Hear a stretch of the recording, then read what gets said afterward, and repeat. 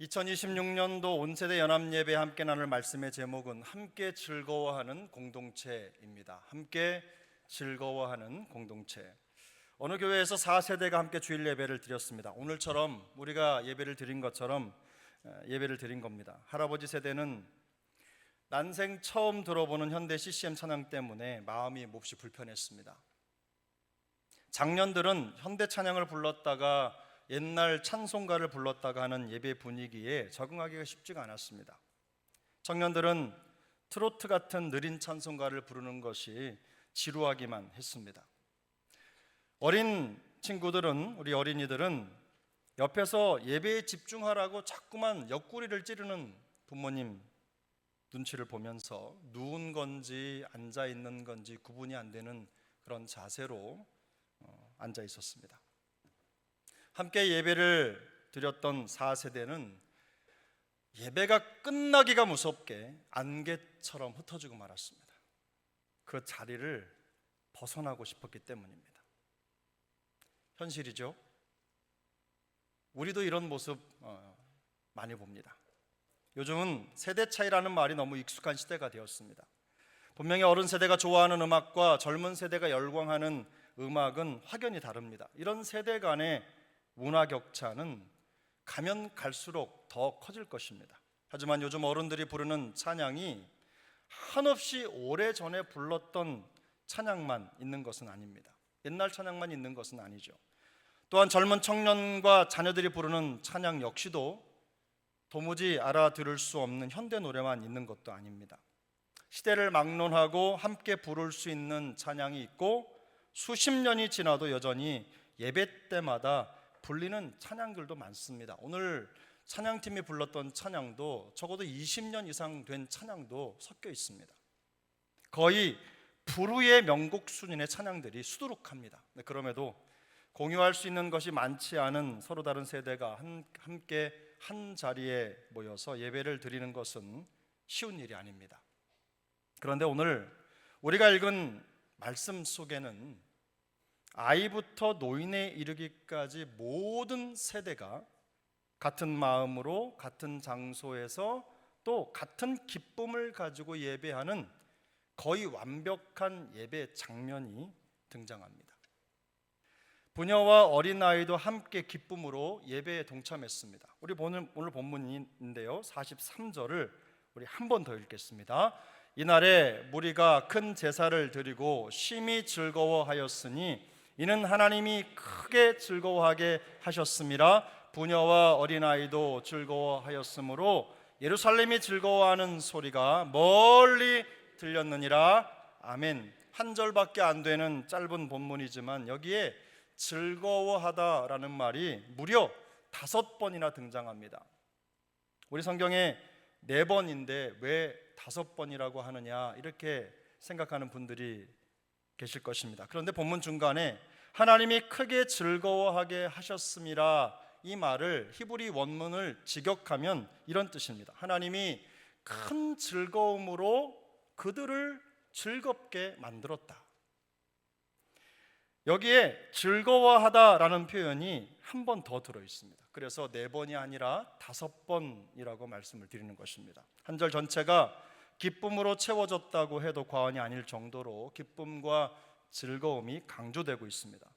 성경 한 곳을 더 찾아 읽겠습니다. 느헤미야 12장 24절인데요 한 장을 넘기면 있습니다. 12장 24절 함께 읽습니다. 레위 족속의 지도자들은 하사바와 세레바와 간미엘의 아들 예수아라. 그들은 그들의 형제의 맞은편에 있어 하나님의 사람 다윗의 명령대로 순서를 따라 주를 찬양하며 감사하고. 아멘. 하나님의 은혜와 느헤미야의 지도력 덕분에 이스라엘 백성들은 단 52일 만에 예루살렘 성벽을 완성했습니다. 성벽 공사를 마친 겁니다. 정말 기적 같은 일이 벌어졌습니다. 150년이라고 하는 긴 시간 동안 무너져 있던 성벽이 단 52일 만에 세워진 것입니다. 그 기적 같은 성벽 공사를 마치고 이 모든 일을 이루신 하나님께 감사 예배를 드리는 장면이 오늘 우리가 읽은 43절입니다. 그런데 이들이 드리는 예배에 사용된 찬양이 다름 아닌 다윗이 지어 부른 찬양이었습니다. 그들은 다윗이 하나님을 찬양할 때 그 모습을 그대로 재현해서 하나님을 찬양한 것입니다. 조금 전에 우리가 읽은 느헤미야 12장 24절을 보면 이스라엘은 하나님의 사람 다윗의 명령대로 순서를 따라 찬양하며 감사하고 라고 그때 상황을 묘사하고 있습니다. 다 읽을 수는 없지만 12장 36절에도 하나님의 사람 다윗의 악기를 잡고 라는 표현이 있고 46절에도 옛적 다윗과 아삽의 때에는 이라는 표현이 등장합니다.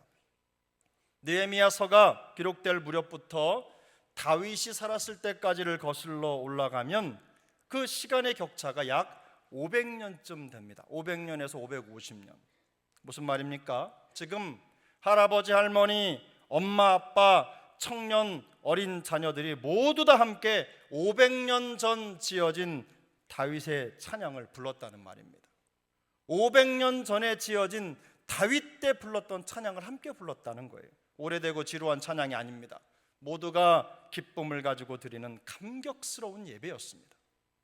본문 12장 27절 이하의 내용을 자세히 읽어보면 성전 봉헌 예배를 드리는 그 광경이 참 독특합니다.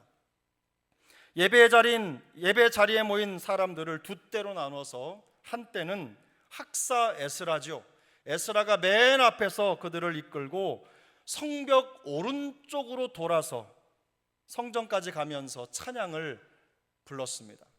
찬양의 행렬을 이은 거죠. 그리고 성벽의 다른 쪽에서는 느헤미야가 맨 앞에서 무리를 이끌었습니다. 성벽을 따라 왼쪽으로 돌면서 성전까지 가면서 찬양의 행렬을 이뤘습니다. 할아버지, 할머니, 아빠, 엄마, 청년, 어린아이 할 것 없이 모두가 서로의 어깨 위에 손을 얹고 기차놀이를 하듯이 성벽을 돌면서 기뻐하고 즐거워하는 찬양의 행렬을 이룬 것입니다. 보통의 예배라고 하면 우리는 엄숙하게만 생각합니다. 하지만 오늘 본문은 이스라엘 백성들이 예배하며 기뻐하는 소리가 멀리 들렸다고 말씀하죠. 그 기쁨의 소리가 담장을 넘어서 멀리까지 들릴 정도로 시끌벅적하고 열정적인 축제 분위기였다는 말입니다. 백성들은 가만히 앉아서만 예배하지 않았습니다. 모두가 함께 기쁨으로 뛰고 춤을 추면서 예배를 드렸습니다. 가장 눈에 띄는 장면은 이 기쁨의 예배에 남자들과 여자들과 청년들과 어린 아이들이 함께 동참했다는 것입니다. 당시에는 부녀자와 어린 아이에 대한 차별과 편견이 매우 심하던 때였습니다. 그래서 그들의 가치를 인정받지 못하던 남성 위주의 사회였습니다. 그래서 이들이 예배에 대놓고 등장한다? 이런 것은 생각할 수도 없는 그런 때였습니다. 하지만 모든 것을 뛰어넘는 온 세대가 같은 기쁨을 가지고 함께 즐거운 마음으로 하나님 앞에 예배를 드린 것입니다. 그렇다면 이토록 모든 세대가 하나가 되어서 큰 기쁨으로 함께 즐거워하며 예배를 드릴 수 있었던 원리는 무엇입니까? 원리. 이런 기쁨과 감격의 예배를 드릴 수 있었던 원동력이 무엇입니까? 여기에는 적어도 두 가지 이유가 있습니다. 첫 번째, 모든 세대가 사명과 예배에 참여자였기 때문입니다. 사명과 예배에 참여자였어요. 본문 우리가 좀 앞인데요, 느헤미야 4장 6절 말씀을 함께 읽겠습니다. 4장 6절입니다. 이에 우리가 성을 건축하여 전부가 연결되고 높이가 절반에 이르렀으니 이는 백성이 마음 들여 일을 하였음이니라. 아멘. 이스라엘의 남유다가 멸망한 이후에 예루살렘 성벽은 무려 150년이라는 긴 시간 동안 무너진 채로 버려졌습니다. 그러나 백성들이 마음을 들여서 한 사람이 마음을 갖는 것처럼 그런 마음으로 하나가 되어서 같은 마음, 같은 뜻으로 성벽 재건에 동참했습니다. 그렇게 하자 순식간에 성벽이 연결되고 높이가 절반에 이르는 기적 같은 일이 벌어진 것입니다. 남녀노소 할 것 없이 모든 백성이 한 마음을 품고 같은 뜻으로 사명에 참여하면서 놀라운 일이 벌어진 것입니다. 그야말로 전광석화와 같은 속도로 예루살렘 성벽이 그 윤곽을 드러냈습니다. 이런 기적 같은 결과를 지켜보던 모두가 놀랐습니다. 이스라엘도 놀랐고 이방인들도 놀랐습니다. 그리고 그 놀라움과 감격은 고스란히 모든 것을 이루어 주신 하나님께 큰 감사제를 올려드리는 예배로 이어졌습니다. 하나님이 주신 사명에 함께 동참했던 할아버지, 할머니, 아빠, 엄마, 청년, 어린아이 모두가 다 같은 기쁨을 누리게 된 것입니다. 맡은 일과 할 수 있는 일의 양은 달랐을 것입니다. 하지만 어린아이나 노약자, 또 장성한 청년, 성인 누구나 할 것 없이 자기 자신이 할 수 있는 일을 한 것입니다. 그들 모두 마음을 같이하여 함께 사명을 감당했습니다. 그들 중 단 한 명도 구경꾼은 없었습니다. 모두가 적극적인 사명의 참여자였습니다. 그 덕분에 모두가 참된 기쁨으로 즐거워하며 함께 예배의 감격을 누릴 수 있었던 것입니다. 어떤 교회가 성전 건축을 하게 되었습니다. 예배당을 건축하게 된 것이죠. 성도 중에 앞을 볼 수 없는 맹인 집사님이 계셨는데 자기도 뭔가 예배당 건축에 도움을 주고 싶은데 아무것도 할 수 없는 현실이 안타까웠습니다. 그러다가 어느 분의 권면도 있었지만 마음속에 큰 감동이 와서 성전 건축 현장 한켠에서 목청껏 찬양을 부르기 시작했어요. 공사가 시작할 때부터 마칠 때까지 쉬어가면서 열심히 찬양을 불렀습니다. 찬양의 능력을 따라서 성전 건축이 단순한 건물의 건축이 아니라 영적 건축으로 변화되는 순간이었습니다. 이러한 예루살렘 성벽 재건의 역사, 성벽 재건의 역사는요, 오늘날 견고한 교회가 세워지는 과정을 보여주는 미리 보기와도 같습니다. 교회는 목사나 혹은 중직자와 같은 몇몇 소수만으로 세워지는 단체가 아닙니다. 시대를 불문하고 세대를 불문하고 교회에 속한 모든 지체가, 온 세대가 각기 자기의 은사를 따라서 성도 각자가 할 수 있는 만큼 진심과 기쁨으로 교회를 세우는 일에 동참하는 것이 중요합니다. 그럴 때 무너진 성벽이 세워지듯이 교회가 세워지고 더 능력 있게 사명을 감당하게 되는 것입니다. 몇 사람만 헌신한, 그래서 교회가 이루어지는 그런 교회가 아니라 모두가 다 십시일반 마음을 같이 해서 함께 동고동락하는 영적인 공동체가 될 때 교회가 강력해지는 것입니다. 저와 같은 사역자는 사역자의 일을 하고 장로님, 권사님, 집사님은 맡은 직분에 합당한 일을 하면 됩니다. 청년들과 어린 자녀들 역시도 각자의 자리에서 맡겨진 일을 성실히 감당하면 됩니다. 그럴 때 온 세대가 하나 되는 기쁨을 경험하게 될 것입니다. 큰 기쁨으로 즐거워하며 하나님을 찬양하는 예배 공동체로 세워질 것입니다. 이런 은혜가 우리 세중앙교회 온 세대에게 풍성히 임하기를 축복합니다. 온 세대가 기쁨과 감격으로 함께 예배를 드릴 수 있었던 두 번째 원동력은 기쁨을 주시는 하나님을 중심으로 하나가 되었기 때문입니다. 하나님을 중심으로 하나가 된 거예요. 오늘 본문 43절 우리 한 번 더 읽겠습니다. 본문입니다. 이날에 무리가 큰 제사를 드리고 심히 즐거워하였으니 이는 하나님이 크게 즐거워하게 하셨음이라. 부녀와 어린아이도 즐거워하였으므로 예루살렘이 즐거워하는 소리가 멀리 들렸느니라. 아멘. 성경은 백성들이 큰 제사를 드리고 심히 즐거워한 이유를 하나님이 크게 즐거워하게 하셨다라고 밝히고 있어요. 이미 말씀드린 대로 하나님이 크게 즐거워하게 하셨다라는 히브리 원문을 직역하면 하나님이 큰 즐거움으로 그들을 즐겁게 만드셨다라는 뜻이에요. 하나님께서 백성들에게 큰 기쁨을 주셨다는 것을 강조하고 있는 겁니다.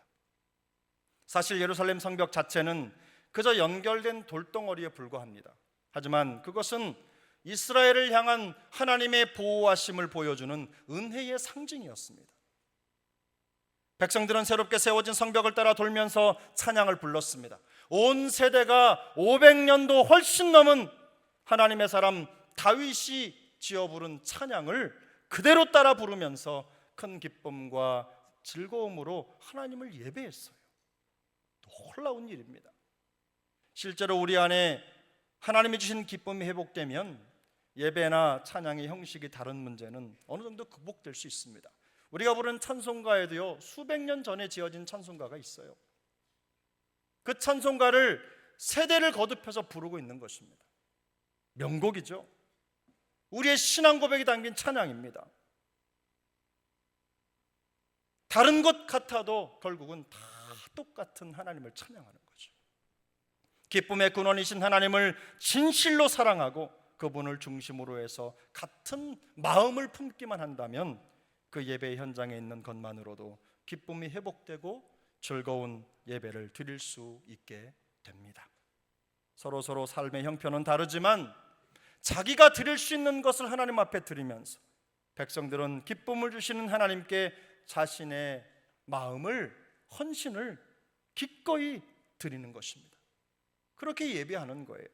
나팔과 소고와 각종 악기를 동원하여 큰 소리와 기쁨을 가지고 열정적으로 춤을 추며 하나님을 예배하는 것입니다. 이것이 오늘 본문에서 큰 제사를 드리고 심히 즐거워하였으니라는 말의 진짜 의미입니다. 하나님이 크게 즐거워하게 하셨다라는 것은 즐거움의 원천이 우리의 감정이나 느낌이 아니라 하나님이시라는 뜻입니다. 하나님이 기쁨의 원천이라는 말씀입니다. 아침과 저녁이 다를 정도로 변덕스러운 기분이나 감정으로는 진정한 큰 기쁨의 예배를 드릴 수가 없습니다. 우리의 감정은 근본적으로 예배의 원천이 아닙니다. 스바냐 3장 17절 말씀을 우리 함께 읽겠습니다. 스바냐 3장 17절입니다. 너의 하나님 여호와가 너희 가운데 계시니 그는 구원을 베푸실 전능자시라. 그가 너로 말미암아 기쁨을 이기지 못하시며 너를 잠잠히 사랑하시며 너로 말미암아 즐거이 부르며 기뻐하시리라 하리라. 아멘. 성경이 뭐라고 말씀합니까? 하나님이 우리를 보시며 기쁨을 이기지 못하신다고 말합니다. 우리를 보시고 기쁨을 이기지 못하신다는 거예요. 우리로 말미암아 즐거이 부르며 기뻐하신다고 말씀하고 있습니다. 바로 여기에 기쁨의 예배를 드리는 원리가 담겨 있습니다. 예배는 우리가 어떻게 하나님을 기쁘게 해드릴까라는 인간적인 노력에서 출발하는 것이 아닙니다. 노력이 필요 없다는 뜻이 결코 아닙니다. 오해하지 마시기 바랍니다.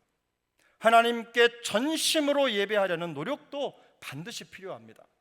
시편 84편 2절은 이렇게 말씀합니다. 내 영혼이 여호와의 궁정을 사모하여 쇠약하며 내 마음과 육체가 살아계시는 하나님께 부르짖나이다.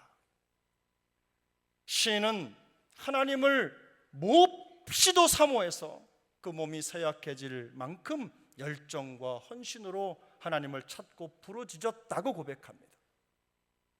예배를 그렇게 드려야 한다는 거예요.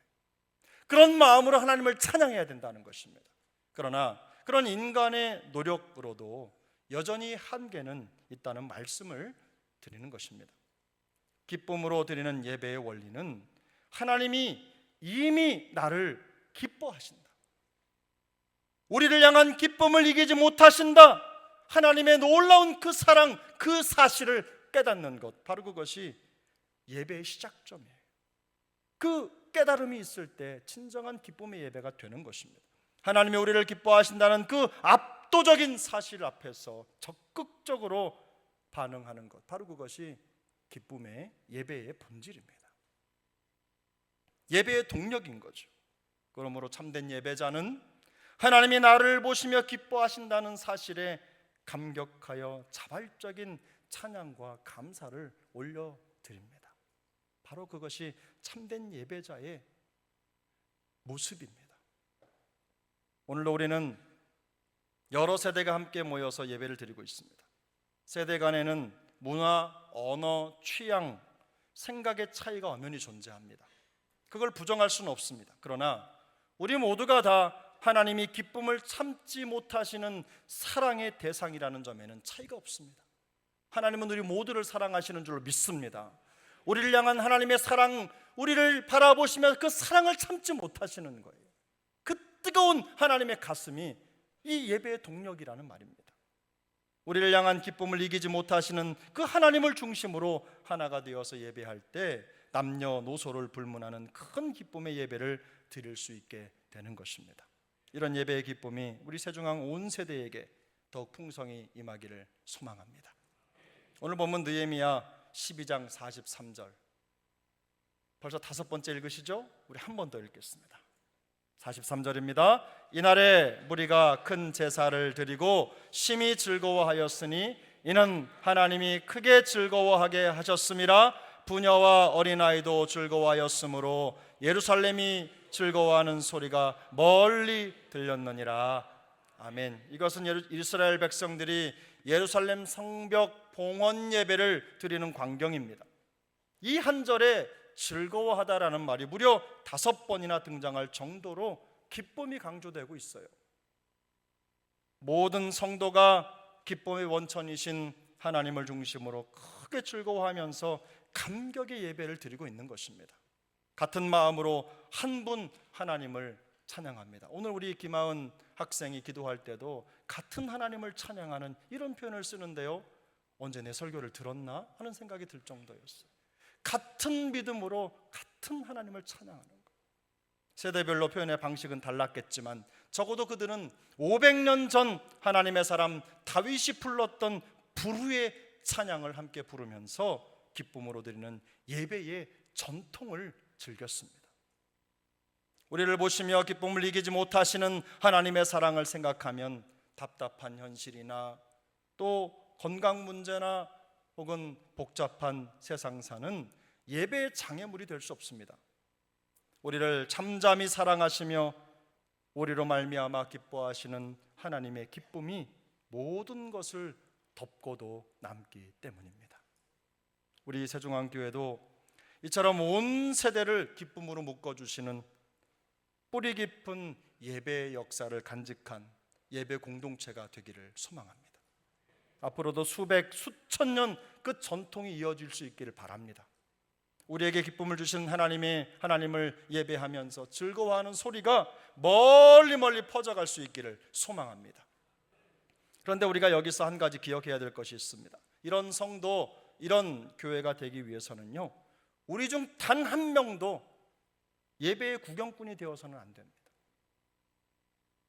모두가 사명의 참여자가 되어야 됩니다. 예배의 동참자가 되어야 되는 거예요. 주일학교 태영아에서부터 청년, 장년, 노년, 우리 포에버에 이르기까지 모든 하나님의 사람들, 그 어느 누구도 예배와 사명의 관람객이 되어서는 안 됩니다. 여러분 각자의 목소리로 기쁨을 주시는 하나님을 찬양하고 믿음을 고백하며 교회를 세우는 일에 적극적으로 동참하셔야 합니다. 예루살렘이 즐거워하는 소리가 멀리 들렸다는 것은 모두가 함께 기뻐하는 예배 그 자체가 선교요 전도의 시작점이 되었다는 것을 의미합니다. 시편 34편 2절은 이렇게 말씀합니다. 내 영혼이 여호와를 자랑하리니 곤고한 자들이 이를 듣고 기뻐하리로다. 우리 함께 읽겠습니다. 내 영혼이 여호와를 자랑하리니 곤고한 자들이 이를 듣고 기뻐하리로다.